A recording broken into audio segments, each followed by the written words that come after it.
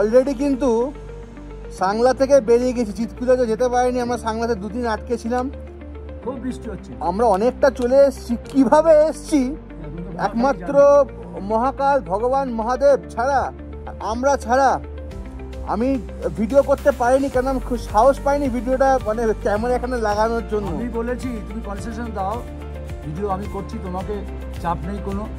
তো এই জন্য যে মহাকাল, আর সব থেকে বড় কথা মহাকাল মনে হয় ওকে ভর করেছে, আমি পেছনে বসে আছি, যে দিস ইজ ভেরি টাফ। যারা আসবেন ভাই খুব কশাসলি আসবেন, পাকা ড্রাইভার না হলে এখানে প্লিজ আসবেন না, খুব ডেঞ্জার, মানে খুবই ডেঞ্জার। আর এই পাকা ড্রাইভার তো বটে, এবং মহাকালের যথেষ্ট আশীর্বাদ আছে বলেই ও কিন্তু চালাতে পারছে। আমি পিছনে আসছি বলে আমারও দম আছে, না হলে দম না থাকলে ভাই এখানে বসা বেরোলে সিম্পলি কথা বলছি, বাজে একটা ল্যাঙ্গুয়েজে সিম্পলি হাম্পু বেরিয়ে যাবে। একদমই তাই। হ্যাঁ, তো যারা এসছে তারাই একমাত্র জানে। হ্যাটস অফ ভাই, তাদের ভাই তোদের শত কোটি প্রণাম, তোদের শত কোটি প্রণাম। আমার প্রত্যেকটা ব্লগার, আমার মোটো ব্লগার ভাই বোনরা যারা এই রাস্তাতে এসছে তোদের শত কোটি প্রণাম। আমি তো ফার্স্ট টাইম এলাম এরকম জায়গায়, শত কোটি প্রণাম তোদের ভাই। Hats off, proud of you my brother and sister. চলো এখন আমরা মোটামুটি অনেকটা চলে এসেছি, তাও নামতে প্রবলেম হচ্ছে বিকজ প্রচণ্ড স্লিপারি। আর স্লোপিং মানে পুরো এরকম স্লোপিং, মানে কি বলবো, 60-70 ডিগ্রির ওপরে স্লোপিং, নামছে উঠছে নাম। যাই হোক, একটু ভিডিও করবো, তারপরে আবার ওই আমরা কলপার দিকে যাব।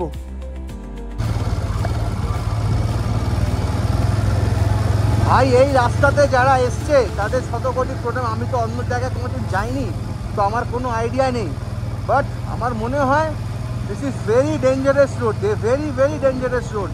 মানে চিৎকুলের রাস্তাটা, সাংলা চিৎকুলের রাস্তাটা 20 ফুটও মনে হয় চওড়ানা রাস্তা, সেখান থেকে পুরো স্লোপিংয়ে নামছে গাড়ি, পুরো ডাউনহিল একদম। ক্লাস ছেড়ে দিয়েছি আমি, রেস তো ছেড়েই দাও, মানে যারা আসে তারাই জানে টেকনিক্যাল ব্যাপারটা, আমার ওদের টেকনিক্যাল ব্যাপারে অত আইডিয়া নেই। আমি চালাতে ভালোবাসি, বাট এইটাই, যারা এসছে তাদের শত কোটি প্রণাম। আমি আবার বলছি, আমার যত মোটো ব্লগার বন্ধুরা ভাই বোনেরা আছে যারা এই রাস্তাতে এসছে, হ্যাটস অফ ভাই।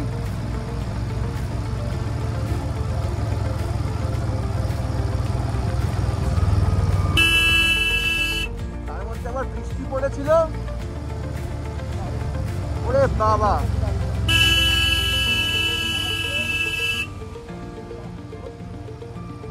পিলিয়ন থাকলে তো ছেড়ে যায়, পিলিয়ন তো পুরো আমার মনে হয় যে পিলিয়ন যে চালাচ্ছে সেটার জন্য তার একটা ইন্টারেস্ট আছে, তারও রিস্ক আছে। যে পিলিয়ন যে বসে থাকে পিছনে, আমার তো মনে হয় হাতটাকে হাতে নিয়ে বসে থাকে, যখন তখন যান চলে যেতে পারে, এরকম একদম মন থেকে কথাটা বলছি আমি। সাহস না থাকলে ভাই হবে না, তাই জন্য কাউকে ট্রাইও করতে বলছি না। এইগুলো দেখে ওই হুজুক খুজুক করে আমি চলে এলাম পিটিবাড়ি লাদাখে, একদম না। এই ট্রাইগুলো বালচার, ওখানে গরুর মহারাজ বসে আছে।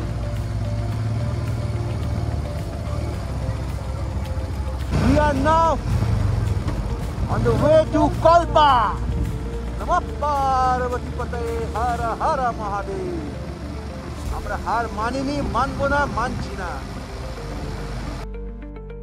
অত্যাশ্চর্য কিন্নর কৈলাসের মধ্যে দিয়ে সাংলা থেকে কল্পা পর্যন্ত বাইক চালানোর চ্যালেঞ্জ গ্রহণ করার সময় আমার সাথে যোগ দিন। আমি কি এই মহাকাব্যিক রোড ট্রিপের মোড় এবং বাঁকগুলি সামলাতে পারবো?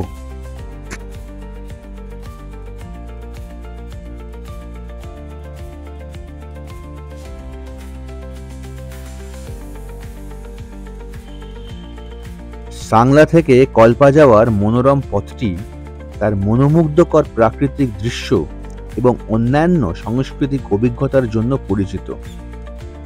এই অভিযানে যাত্রা শুরু করার সাথে সাথে কিন্নর কৈলাসের অঞ্চলের প্রাকৃতিক সৌন্দর্যে নিজেকে ডুবিয়ে দেওয়ার জন্য আমি অধীর আগ্রহে অপেক্ষা করতে পারছিলাম। আঁকাবাঁকা রাস্তা, মনোরম গ্রাম এবং অত্যাশ্চর্য পাহাড়ি দৃশ্য সহ এই যাত্রাটি একটি রোমাঞ্চকর অভিজ্ঞতার প্রতিশ্রুতি দিয়েছিল।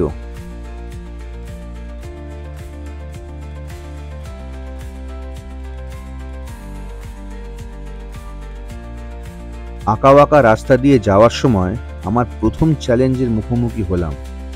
অপ্রত্যাশিত আবহাওয়া। পূর্বাভাসে আকাশ পরিষ্কার থাকার পূর্বাভাস দেওয়া হয়েছিল, কিন্তু পাহাড়ের আবহাওয়া মুহূর্তের মধ্যে বদলে যাওয়ার একটি উপায় আছে। আমাকে সতর্ক থাকতে হয়েছিল এবং পরবর্তী পরিস্থিতির সাথে খাপ খাইয়ে নিতে হয়েছিল, যা বাইক চালানো আরও রোমাঞ্চকর করে তুলেছিল। রাস্তাগুলি খাড়া এবং সরু ছিল। তীব্র বাঁকের কারণে আমার সম্পূর্ণ মনোযোগ প্রয়োজন ছিল।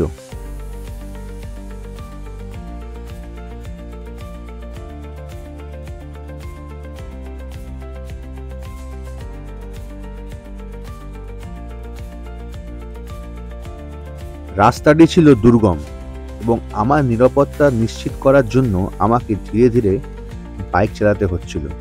আমি জানতাম যে রাস্তার অবস্থা হঠাৎ করে বদলে যেতে পারে এবং আমাকে যে কোনো পরিস্থিতির জন্য প্রস্তুত থাকতে হবে। এই সরু রাস্তার অন্য গাড়ির সাথে দেখা করার চিন্তাটা একটু কঠিন ছিল, কিন্তু আমি যাত্রা উপভোগ করার জন্য দৃঢ় প্রতিজ্ঞা ছিলাম।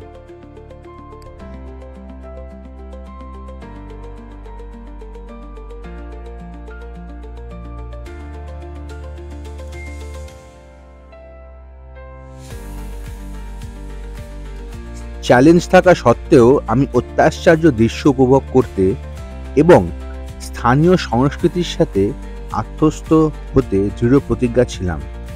আমি একটি অদ্ভুত গ্রামে থামলাম, যেখানে আমি কিছু স্থানীয় খাবারের স্বাদ গ্রহণ করলাম এবং বন্ধুত্বপূর্ণ বাসিন্দাদের সাথে আলাপ আলোচনা করলাম। তাদের উষ্ণ আতিথেয়তা এবং অঞ্চল সম্পর্কে গল্পগুলি আমার ভ্রমণ অভিজ্ঞতায় একটি সমৃদ্ধ স্তর যোগ করেছে।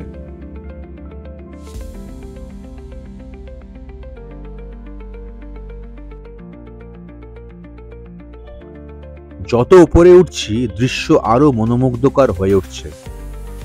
একটা ভিউ পয়েন্টে থামলাম, আর প্যানোরামা আমার নিঃশ্বাস কেড়ে নিল। রাজকীয় পাহাড়, নিচে ঝলমলে নদী, আর ভূদৃষ্টে ছড়িয়ে থাকা মনোরম গ্রামগুলো। এটা ছিল এক বিশুদ্ধ আনন্দের মুহূর্ত।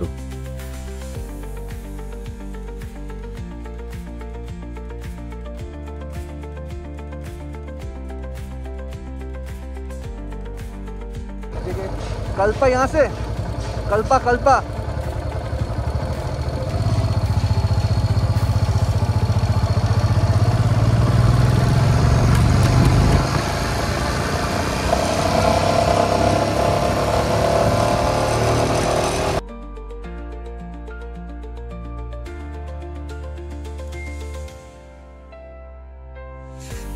একটি অসাধারণ দৃষ্টিকোণে পৌঁছানো আমার ভ্রমণের একটি উল্লেখযোগ্য দিক ছিল। রাস্তার একটি চ্যালেঞ্জিং অংশ অতিক্রম করার পর আমি যে সাফল্যের অনুভূতি অনুভব করেছি, তা অভিজ্ঞতাটিকে আরও মধুর করে তুলেছে। আমি আমার চারপাশে সৌন্দর্য উপভোগ করার জন্য কিছুক্ষণ সময় নিলাম। এই অবিশ্বাস্য অঞ্চলটি অন্বেষণ করার সুযোগ পেয়ে কৃতজ্ঞ বোধ করছি।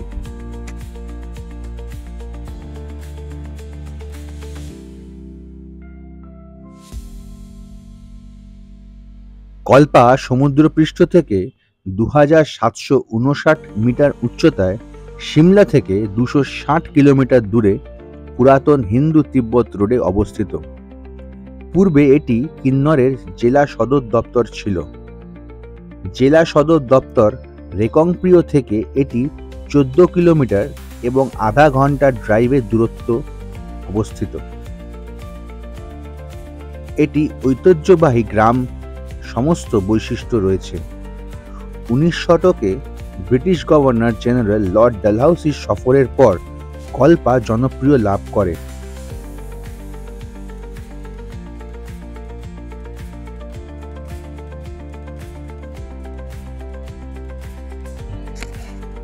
নারায়ণ নাগানি মন্দির স্থানীয় কারুশিল্পের এক অনন্য উদাহরণ। কল্পায় কয়েকটি বৌদ্ধ মঠও রয়েছে, যার মধ্যে হুবুরাঙ্কার গুম্ফা, যা রিংচেং সাংপো 950 থেকে 1055 খ্রিস্টাব্দ দ্বারা প্রতিষ্ঠিত বলে জানা যায়। কল্পা 6050 মিটার উঁচু কিন্নর কৈলাসের পদদেশের কাছে অবস্থিত। এটি ভগবান শিবের কিংবদন্তি শীতকালীন আবাসস্থল।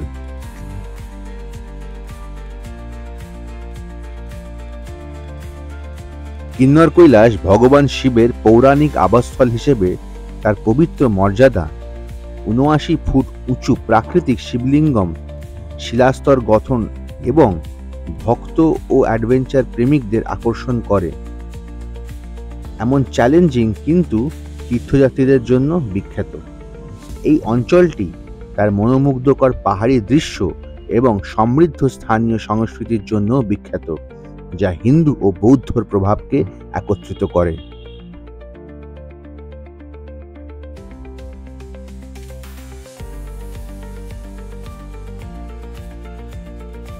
এটিকে ভগবান শিব এবং দেবী পার্বতীর চিরন্তন বাসস্থান হিসেবে মনে করা হয়। এটি হিন্দু ধর্মের 5টি পবিত্র কৈলাস শৃঙ্গের মধ্যে একটি হিসেবে বিবেচিত হয় এবং দর্শন করলে মোক্ষ লাভ হয় বলে বিশ্বাস করা হয়। শিখরের কাছে একটি প্রাকৃতিক পুকুর, যা দেবী পার্বতী নিজেই তৈরি করেছেন বলে বিশ্বাস করা হয়। তীর্থযাত্রীদের জন্য এটি পবিত্র স্থান।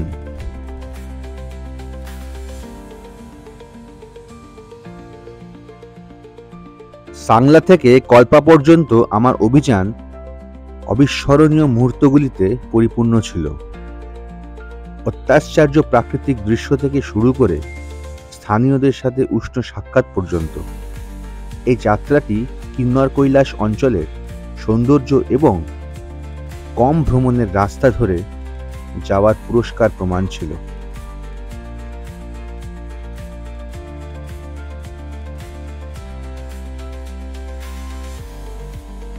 যদি আপনারও এই রকম কোনো অভিযানের অভিজ্ঞতা থাকে অথবা আপনার কাছে শেয়ার করার মতন কোনো গল্প থাকে, তাহলে নিচের কমেন্ট বক্সে এটি সম্পর্কে জানতে আগ্রহী হব। আরও ভ্রমণ অভিযান এবং চ্যালেঞ্জের জন্য সাবস্ক্রাইব করতে কিন্তু ভুলবেন না। আরও অনেক মহাকাব্যিক ভ্রমণ সামনে রয়েছে।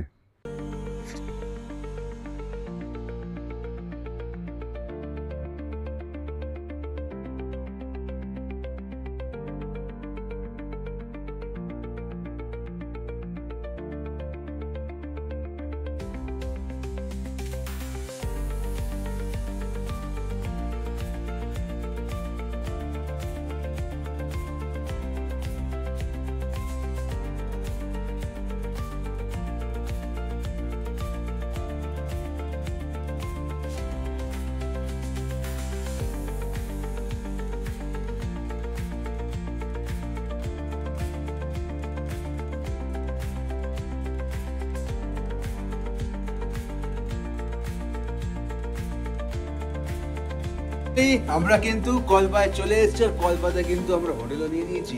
হোটেলের ভাড়া কত জানেন?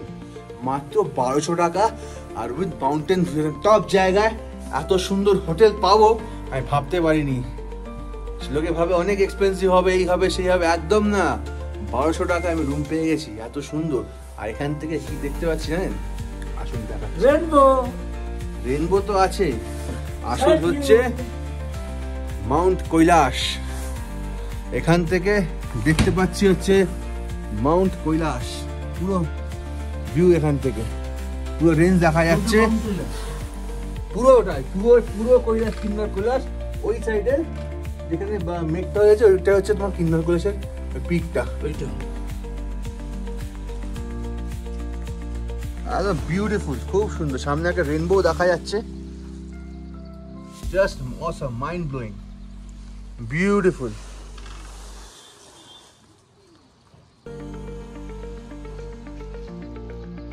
বিউটিফুল, খুব সুন্দর রুম পেয়ে গেছি আমরা। Awesome view room, beautiful. আমাদের হোটেলের মানে রুমের ঠিক সামনেই, পিছনেই কিন্তু এটা একটা বুদ্ধিস্ট মনেস্ট্রি আছে, আর সামনেই কিন্তু একটা মন্দির আছে। একটু পরে আমরা বুদ্ধিস্ট মনেস্ট্রিতে যাবো। তাহলে বুঝতে পারছেন যারা যারা কলপাতে এসছেন, তো আমরা কোন জায়গাতে আছি, একদম বুদ্ধিস্ট মনেস্ট্রির ঠিক পাশের বাড়িটায় আমরা আছি। পাশে যে বিল্ডিংটা, হোটেলটা, সেখানে আমরা আছি। তার পাশে একটা মন্দির আছে। এখন আমাদের প্রচণ্ড খিদে পেয়ে গেছে, বিকজ যেই রাস্তা দিয়ে আমরা এসছি অনেক, যাই হোক, হোয়াট এভার, মহাদেবের আশীর্বাদে কি রাজ্যটা কতবার টার্ন নিয়ে নিয়ে বাপরে বাপ, just mind blowing. Whatever riding was too good, fantastic, everything was fantastic. सबसे बढ़िया ये बोलना चाहता हूँ भाई, जो लोग आएगा यहाँ पर तुरंत दम लेके आना है और महाकाल का आशीर्वाद जरूर लेना है। একদম। তো প্রথমে একটুখানি মনটা খারাপ লাগছে, যেতে পারবো কি পারবো না। তো এনিওয়েজ আমাদের ওয়েদার সাথ দিয়েছে, আমরা চলে এসেছি এখন কলপাতে। এখন এখানে এক দুদিন থাকবো, তারপর দেখি কি করা যায়। তার আগে প্রচন্ড খিদে পেয়েছে, খেতে যাবো।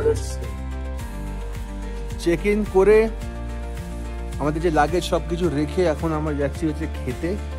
প্রচণ্ড খিদে পেয়ে গেছে, ওয়েদার দুর্দান্ত, আকাশও আস্তে আস্তে ব্লু হয়ে যাচ্ছে।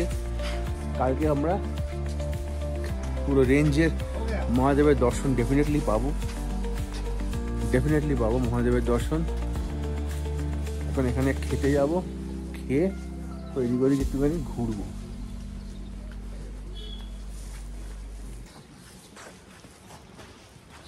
Very beautiful.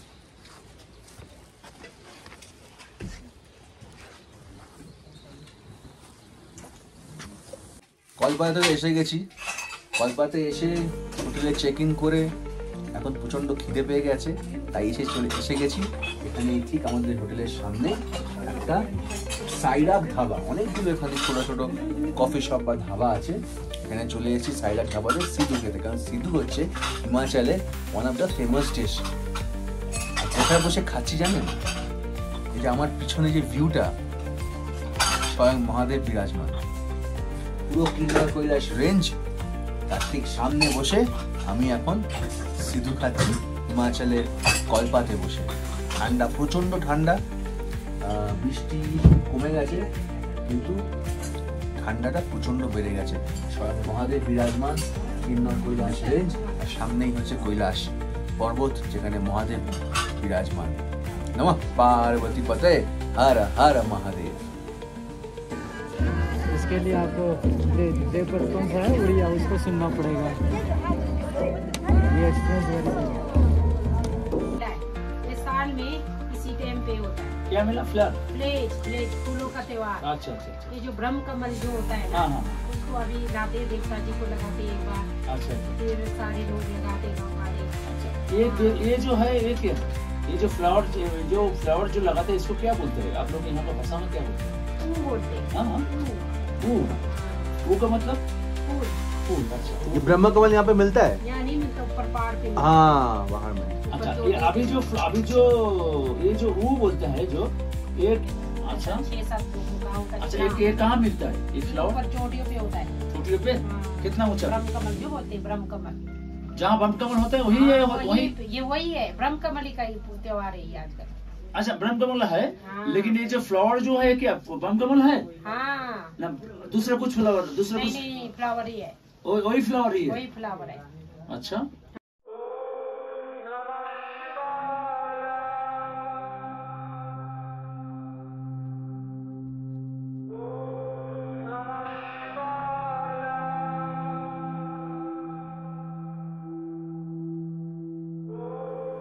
ভোর এখন ঠিক 6:05 বাজে, আর ঘুম থেকে উঠেই যদি আমি মহাদেবের দর্শন পাই, এর থেকে বড় পাওনা কি আর কিছু হতে পারে? আর ঠিক সেই দর্শনের জন্য কিন্তু আজকে আমরা এই কলপাতে এসেছি মহাদেবের শুধু দর্শন করতে, কিন্নর কৈলাস রেঞ্জ দর্শন করতে। গতকাল যখন আমরা এসেছিলাম মেঘে পুরো ঢাকা ছিল, আজ সকালবেলা ভোরবেলা ঠিক ঘুম থেকে উঠেই মহাদেবের দর্শন আমি কিন্তু করেছি। এখান থেকে পুরো দেখা যাচ্ছে, আমি ভিডিওতেও দেখালাম। জাস্ট আমি বলে বোঝাতে পারবো না, মহাদেবের অশেষ কৃপা ছাড়া কিন্তু এই দর্শন সবাই করতে পারে না ঘুম থেকে উঠেই। নমঃ পার্বতী পতে, হর হর মহাদেব।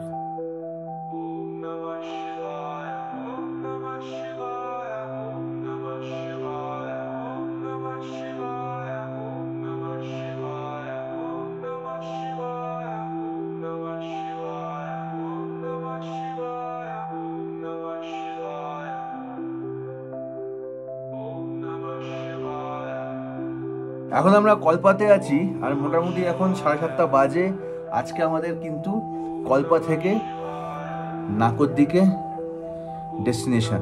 কলপাতে যেই কারণে আমরা এসেছিলাম, যেইটা আমাদের মেন উদ্দেশ্য ছিল কৈলাস দর্শন, সেটা কিন্তু আমাদের সম্পূর্ণ হয়েছে ভোর 6টার সময়। আজকে খুব সুন্দরভাবে দর্শন করতে পেরেছি। কি গুরু? খুব সুন্দরভাবে দর্শন করতে পেরেছি। আজকে ওয়েদারও খুব সুন্দর। আর এখন আমরা একটু ব্রেকফাস্ট করব। ব্রেকফাস্ট করে ব্যাগ আমাদের গোছানো হয়ে গেছে। ঠিক আরও 1-1.5 ঘন্টা পরে আমরা এখান থেকে বেরিয়ে যাবো। ব্রেকফাস্টে কী করবো? কিন্নরে যখন এসেছি, এই যে আপেল, গ্রিন অ্যাপেল, যেহেতু সব এক্সপোর্ট কোয়ালিটির আপেল, এগুলো কিন্তু সহজে আমাদের ওখানে বা ওসব জায়গায় পাওয়া যাবে না। এই আপেল আপেল দিয়ে আজকে ব্রেকফাস্ট হবে। আপেলটা খেয়ে দেখি কেমন।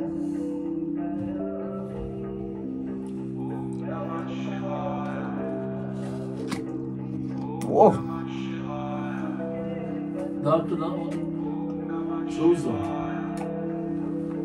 অমৃত অমৃত, দারুণ। আপেল খেয়ে আর হ্যাঁ, আর কলাও আছে, ব্যানানাও আছে। এগুলো খেয়ে আমরা বেরিয়ে যাবো নাকর দিকে।